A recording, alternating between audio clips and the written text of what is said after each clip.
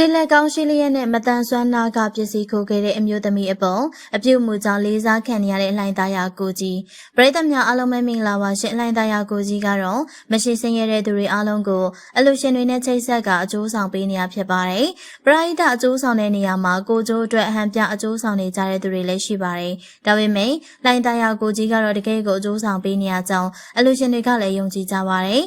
ပြည်ခဲ့တဲ့ရက်မှာတော့လှိုင်သားရကိုကြီးလူပေးထားတဲ့မတန်ဆွမ်းကောင်မလေးတယောက်စီကနေအမျိုးသမီးတယောက်ကအလူရှင်ရောင်ဆောင်ပြီးတော့ပတ်စံတဲ့ဖုန်းကိုခိုးသွားခဲ့ရပါလှိုင်သားရကိုကြီးကအလူရှင်တွေရဲ့ငွေတွေကိုသွားလူပေးချိန်ဆိုရင်လူပေးရတဲ့သူတွေကိုဗီဒီယိုရိုက်ကဆိုရှယ်မီဒီယာပေါ်မှာတင်လေးရှိပါတယ်ဒါကြောင့်မလို့ခိုးတဲ့သူတွေကဗီဒီယိုကိုကြည့်ကနေရအတိအကျသိပြီးတော့အလွယ်တကူခိုးလို့ရနေရပါခိုးသွားတဲ့အမျိုးသမီးရဲ့ပုံစံကိုသိလိုက်ရတဲ့အတွက်မရရအောင်လိုက်ရှာနေကြရဖြစ်ပြီးနောက်ဆုံးမှာတော့နေထိုင်တဲ့နေရာကိုပါသိလိုက်ရပါတယ်အမျိုးသမီးကအခုလိုခိုးတာကိုဒီတစ်ချိန်မှလောက်တာမဟုတ်ပါဘူးလက်ရင်လက်တလို့ခိုးယူစားတော့ပြီးတော့စားဝတ်နေရေးကိုဖြည့်ရှင်းနေရတာလို့သိရပါတယ်လှိုင်သားရကိုကြီးကရန်ကုန်မြို့ကကျူးကျော်ရက်ကွက်တွေနဲ့ရက်ကွက်တချို့မှာအသိမိတ်ဆွေများတာကြောင့်သာအခုလိုခိုးတဲ့အမျိုးသမီးရဲ့နေရာကိုသိလိုက်ရတာပါအမျိုးသမီးကအင်အထိရောက်လာလိမ့်မယ်လို့မထင်ထားခဲ့ပါဘူးရောက်လာတဲ့အချိန်မှာသူမကိုရဲလက်ထဲအပ်တော်မယ်လို့ထင်နေခဲ့ရပါဒါပေမဲ့လှိုင်သားရကိုကြီးကရဲလက်ထဲအပ်တာမျိုးကိုလုံးဝမလုပ်ပါဘူးသူအနေနဲ့အမျိုးသမီးကိုလိုက်ရှာခဲ့တယ်ဆိုတာခိုးသွားတာကိုရဲလက်ထဲအပ်ပြီးတော့အပြစ်ပေးဖို့မဟုတ်ပါဘူးနောက်မခိုးရဲတော့အောင်လှုပ်ချင်ကြတာပါခက်ခဲနေကြတဲ့ခေတ်ကြီးမှာအခိုးခံရတာကလည်းပူလောင်မှုတစ်မျိုးပါပဲ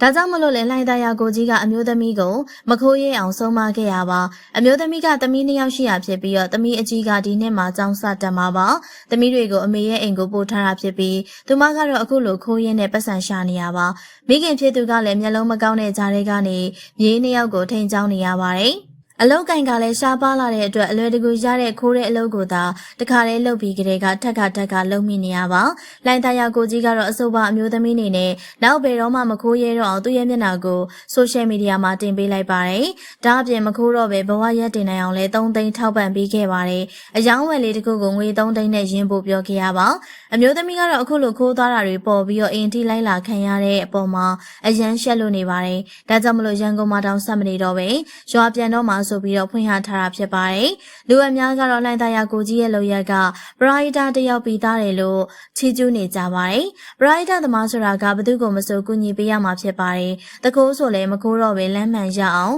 ပရိုက်တာသမားတယောက်ရဲ့စိတ်ဓာတ်နဲ့မြင့်တင်ပေးရမှာပါ။လှိုင်သားရကိုကြီးကတော့ပရိုက်တာအလုပ်တွေကိုကိုကျိုးတွက်လုပ်နေရမှာမဟုတ်ပါဘူး။တချို့ကတော့ပရိုက်တာလုံးမငွေနဲ့ပတ်စံတွေစုမိလာနိုင်တယ်လို့ထင်နေကြပါတယ်။တကယ်တမ်းမှာတော့အရင်ကတည်းကရွှေတယ်လဲဝစ်စင်ကနေထိုင်သူဖြစ်ပြီးတော့ပရိုက်တာအလုပ်တွေကိုဝါသနာအရာလောက်ကင်နေရဖြစ်ပါတယ်။တခိုးမျိုးသမီးကိုငွေ3သိန်းထောက်ပံ့ခဲ့တဲ့လှိုင်သားရကိုကြီးရဲ့လုပ်ရက်က